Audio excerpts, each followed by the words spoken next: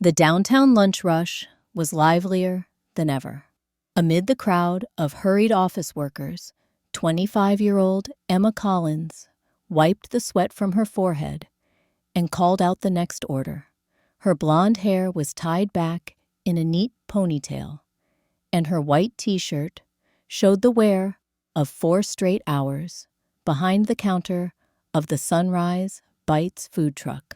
Emma had been running the truck for 2 years, ever since her father passed away, leaving her not just the family business, but also the responsibility of caring for her younger brother, who was in his final year of high school.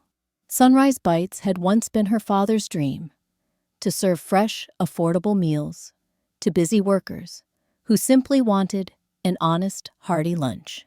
The line stretched down the sidewalk, mostly office employees grabbing a quick bite before heading back to their cool, air-conditioned towers. Emma moved with practiced rhythm, take orders, prep food, handle payments. Everything flowed like clockwork. Near the end of the line stood Marcus Blackwell, 32, CEO of Blackwell Development, one of the city's most prominent real estate companies. His tailored navy suit and calm confidence made him stand out in the crowd. But today, he wasn't a powerful executive, just another customer, waiting patiently, eyes fixed on his phone. Emma didn't notice him. After 2 years of serving through the midday chaos, she'd learned that speed mattered more than small talk. A man in an expensive suit was just another order in an endless stream of them. When Marcus finally stepped up to the counter, Emma looked up with her usual polite smile. "What can I get you today?" Marcus glanced at the menu, then his gaze lingered on her face. Something about her looked familiar. A faint memory stirred. "I'll have the grilled chicken sandwich and a lemonade," he said. $12, Emma replied quickly, preparing his meal. As Marcus handed over the cash, their fingers brushed, and in that fleeting moment, he saw her face clearly. Recognition flickered. "Do you still remember me?" he asked, softly, his warm voice tinged with hesitation. Emma froze, looking up. The elegant suit and air of confidence couldn't disguise those brown eyes and that gentle smile she once knew so well. "Marcus," she whispered, hardly believing it. "Marcus Blackwell." "Hello, Emma," he replied quietly. "I always wondered if I'd ever see you again." The customers behind them began to stir impatiently, checking their watches, but Emma no longer noticed them. In that instant, she was back in her senior year of high school, when Marcus had been the quiet boy who always ate lunch alone in the corner of the cafeteria. Back then, Emma had been the standout student debate team captain, scholarship recipient, and popular among her peers. But what Marcus remembered most wasn't her accolades. It was the day she brought her lunch tray to his table and smiled. "Mind if I sit here?" "You probably don't remember," Marcus said, glancing briefly at the waiting line. "But you once had lunch with me when no one else would." "Of course, I remember," Emma replied momentarily, forgetting her work. "You wrote that story about the boy who could talk to trees, didn't you?" Marcus felt his heart falter for a second. She really did remember. For weeks, she'd sat with him, listening patiently as he read those clumsy early chapters, sharing her sandwich when he forgot his lunch, and most importantly, treating him like a real friend when the rest of the world barely noticed he existed. "You were the reason I didn't give up on writing," Marcus said softly, a wistful smile flickering in his eyes. "You once told me I had potential, even when my stories were terrible." Emma felt her eyes sting as memories came rushing back. Back then, Marcus had been a lonely boy lost amid his parents' divorce and his own insecurities about not fitting in. But she had seen what others overlooked: his kindness, intelligence, and quiet depth. all waiting for someone to believe in them. "What happened to your writing?" Emma asked, though the line of customers behind Marcus had begun to shuffle impatiently. "I never stopped," Marcus replied softly. "I've published 3 novels under a pen name while building my company. Turns out once you start believing in yourself, you can go a long way." A man behind them cleared his throat irritably. "Some of us have to get back to work, you know." Emma blinked, pulled out of her reverie, and hurried to finish the order. "Sorry about that," she said, handing him the sandwich and lemonade. Marcus took the food, but didn't leave. He stepped aside, waiting quietly until the last customer was gone and the sidewalk had fallen still. Then he came closer to the service window. "Emma, could we talk? I mean, really talk?" Emma eyed him, her expression a mix of curiosity and fatigue. "I only have a few minutes. I need to prep for the evening shift." "Then, let me help," Marcus said, taking off his suit jacket and rolling up his sleeves. "I still remember how you taught me to wipe tables back at your dad's restaurant." For nearly an hour, Marcus worked alongside Emma, cleaning up, rearranging supplies in the food truck, sharing stories about the 15 years they'd been apart. Emma told him about her father's death, about taking over the business, about the 18-hour days she spent keeping herself and her younger brother afloat. Marcus listened with the same quiet focus he once had when she listened to his awkward drafts. And Emma realized it had been a long time since she'd felt safe enough to open up to someone. "Why do you still keep this food truck?" Marcus asked as he organized the shelves. "My dad used to say, 'Good food brings people together,'" Emma answered with a faint smile. "After he passed, I couldn't bring myself to sell it.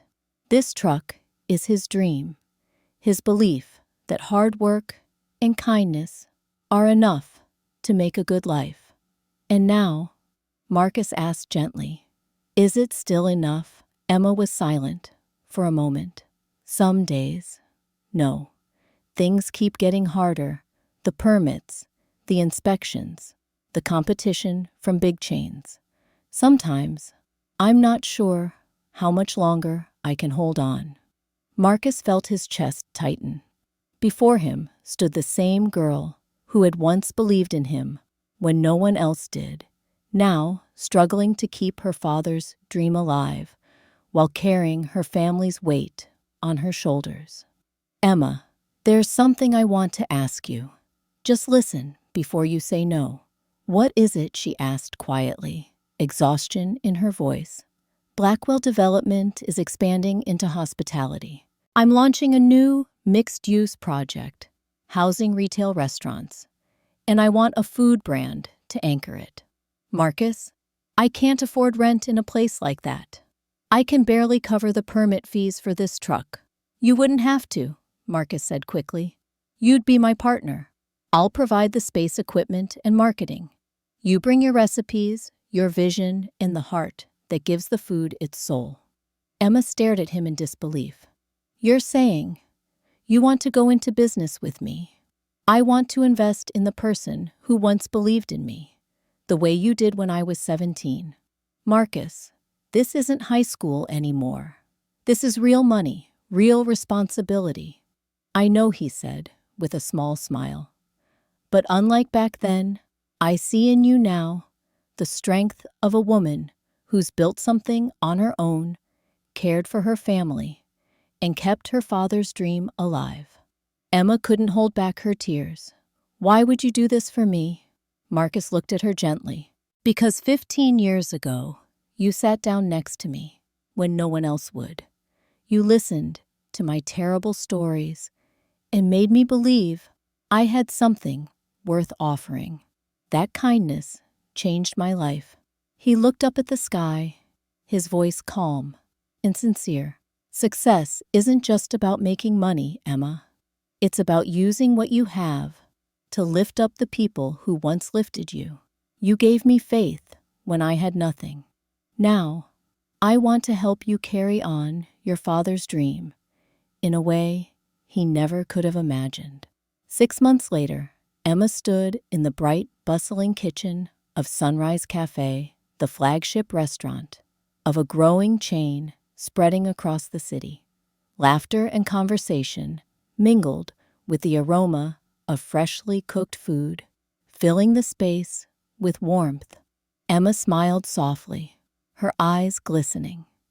Her father's dream of honest, heartfelt meals, bringing people together, was alive again, bigger and more beautiful than ever. The food truck that started it all was still there, but now it had become part of something much bigger, a thriving small business where 15 employees worked passionately each day to serve hundreds of customers. Marcus had kept his promise. He wasn't just a financial backer, he was a true partner, always by Emma's side. He handled business development while she focused on what she did best, creating delicious food and building a warm, welcoming environment where every customer felt at home. Emma's younger brother was now a college student on a scholarship. He proudly told his friends that his sister was the owner of a successful restaurant chain, a woman who had started from a small food truck but carried a big dream. On the cafe walls, old photos still hung neatly. Among them, a picture of Emma and her father standing beside the food truck, their eyes glowing with hope and belief. Marcus still stopped by, often not as an investor, but as a friend who understood that the best partnerships are built on trust and mutual respect. One late evening, as they locked up the restaurant together, Emma said softly, "You know, I never really thanked you for believing in me." Marcus smiled. "You already did 15 years ago, when you chose to see something good in a boy who couldn't see any worth in himself. Everything good that came after started with your kindness." The food truck, once a symbol of struggle and humble beginnings, had become the foundation of a thriving journey. But more than that, it stood as a testament to the enduring power of faith and kindness, that a small seed of belief can take root, grow, and transform the lives it touches. Sometimes the most valuable investments in life aren't recorded in financial ledgers, but in the human heart. Sometimes a short conversation between two teenagers at a lunch table becomes the beginning of a lasting partnership years later. And sometimes the person who once needed your encouragement the most becomes the one who restores your faith when you start to lose it.